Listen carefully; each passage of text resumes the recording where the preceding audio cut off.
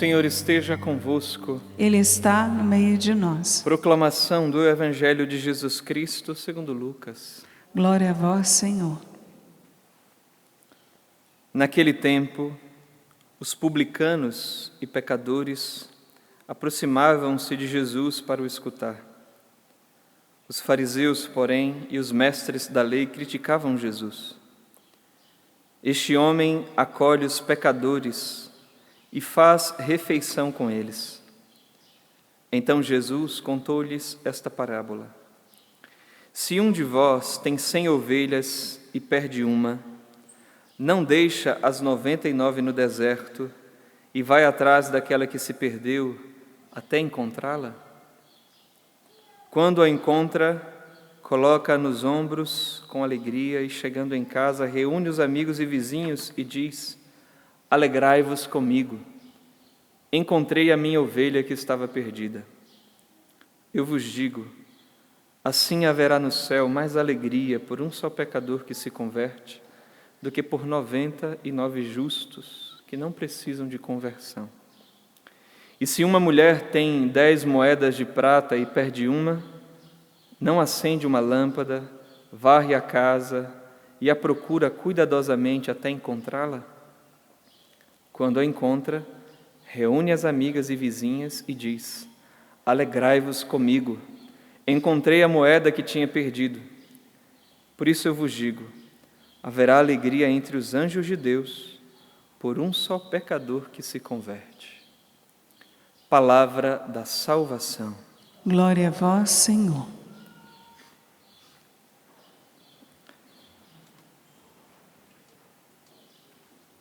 Os verdadeiros circuncidados somos nós, que prestamos culto pelo Espírito de Deus e pomos a nossa glória em Cristo Jesus, e não pomos confiança na carne. São Paulo dizendo isso aos filipenses. Que carne é essa que São Paulo está falando? Normalmente a gente fala, né, os pecados da carne. Mas São Paulo não está falando disso. Aqui, e se você continua o texto, ele vai falar das prerrogativas que ele tinha, como ele diz aqui, fui circuncidado no 8º dia. Ele até diz, olha, pois se algum outro pensa que pode confiar na carne, eu mais ainda, fui circuncidado no 8º dia, sou da raça de Israel, da tribo de Benjamim, hebreu, filho de hebreus, em relação à lei, fariseu, e aí pelo zelo perseguidor da igreja de Deus, quanto à justiça que vem da lei, sempre irrepreensível. Ele está falando aqui da carne, da confiança, então, na sua condição humana, participante lá do povo eleito, da raça de Israel. Porque era o quê? O povo eleito, o resto é o resto. E, quem sabe, aqueles estrangeiros que podem comer das migalhas que caem da mesa dos seus donos. Alguns que eram simpatizantes do judaísmo estavam ali próximos, e até no Antigo Testamento falava para não rejeitar essas pessoas, mas a raça eleita é a raça eleita. E São Paulo, depois de fazer então a experiência com a verdade encarnada, com o Filho de Deus, no caminho de Damasco, ele então encontra o verdadeiro fundamento de sua vida e de sua eleição, Jesus Cristo. É o que segue na leitura, ele dizendo a respeito da carne, todas aquelas prerrogativas. Ele diz, mas essas coisas que eram vantagens para mim, eram as vantagens da carne, considerei-as como perda por causa de Cristo. Na verdade, considero tudo como perda diante da vantagem suprema que consiste em conhecer a Cristo Jesus, meu Salvador. Aqui está a verdadeira eleição. Ser assinalado pelo Espírito de Cristo, em Cristo, Filho de Deus. Ele é o eleito. E São Paulo faz essa experiência, encontra essa verdade, depois vai dizer na carta aos Efésios, que Deus nos escolheu, todos nós, antes da fundação do mundo, em Cristo Jesus no amor, para praticar as boas obras que Deus já reservou para nós. Então, antes de Abraão, Deus já pensava em todos nós, já pensava aqui, no Senhor, na Senhora, em mim. Agora, Deus sim, no seu plano de amor, Ele tinha um plano de iniciar começando por algum lugar. Então, Abraão, e aí a gente sabe a descendência. E já lá em Abraão, Deus já falava, você vai ser pai de uma multidão de nações. E não só de um povo aqui. São Paulo está fazendo essa pregação aqui, essa carta, para os filipenses. Filipos foi a primeira cidade da Europa a ser evangelizada. Está falando para os pagãos. Ele até diz isso, o mistério de Deus escondido antes de todos os tempos, e que agora foi revelado, que os pagãos participarem da mesma promessa. Na verdade, é uma família toda em Cristo. Só que no tempo Deus foi fazendo como Ele quis. Não era essa a promessa que estava no seio do povo de Israel? Serás luz das nações. Lumen Gentium. Luz dos povos. Cristo é a luz dos povos. E a igreja, que nós estamos vendo aqui, São Paulo pregando, é um sinal, é um sacramento desta luz no mundo, é a presença eficaz no mundo, é o corpo de Cristo no mundo. A igreja tem a missão de levar essa luz a todos os povos.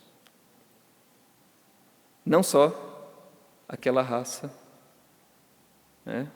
eleita inicialmente, porque Cristo, que é, vamos dizer assim, a flor de Israel, Ele já está mostrando que Ele é para todos. Aqui, o Evangelho de São Lucas, que nós ouvimos aqui, da ovelha perdida, da moeda perdida, a gente não vai ver, mas depois é o filho perdido, filho pródigo. A gente vê que Jesus está falando, e São Lucas está dando esse enfoque, ele que acompanhou São Paulo, esse enfoque aos pecadores, aos que são colocados de lado. O início do Evangelho é isso, os publicanos aproximaram-se de Jesus para o escutar.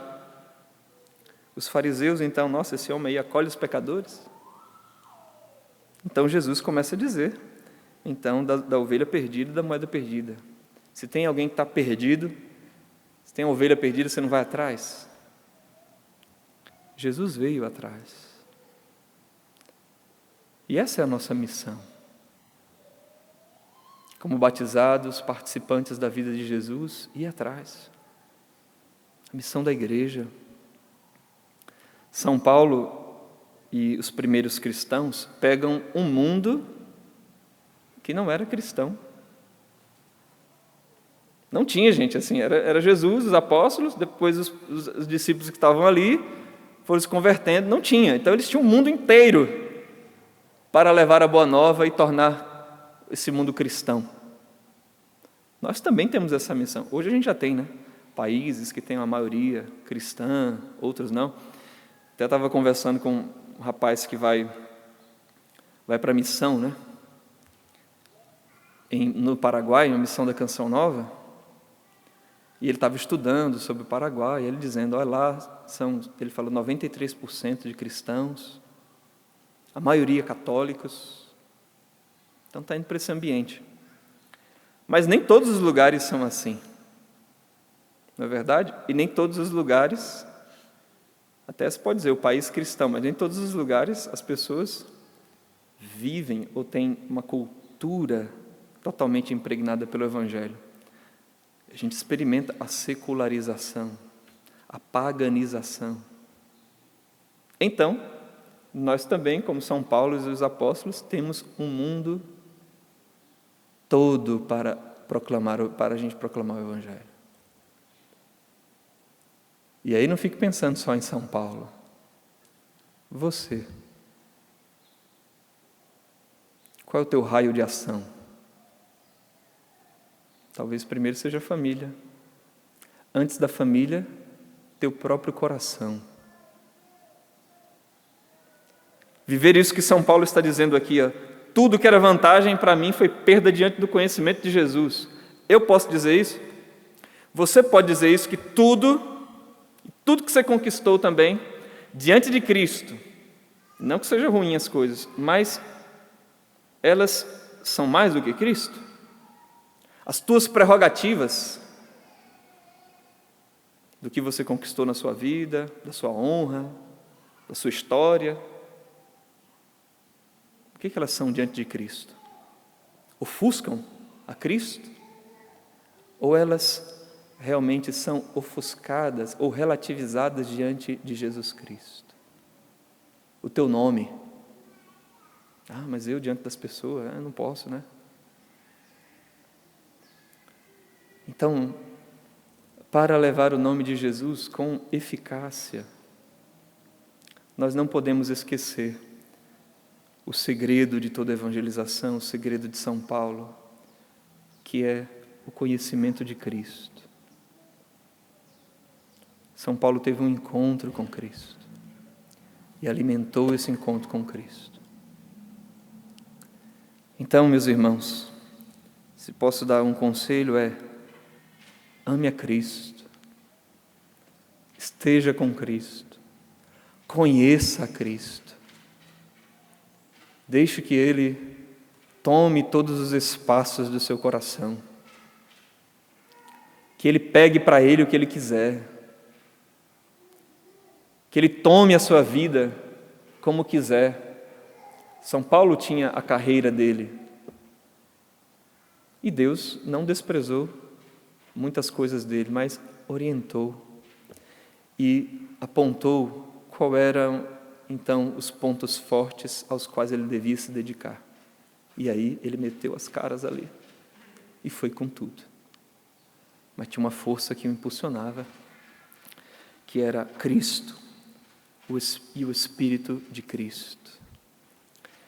Que Deus nos dê a graça de voltar o nosso coração para Cristo e nos dispor como Ele quiser, para onde quiser, onde podemos alcançar na nossa evangelização. Missionários do Senhor.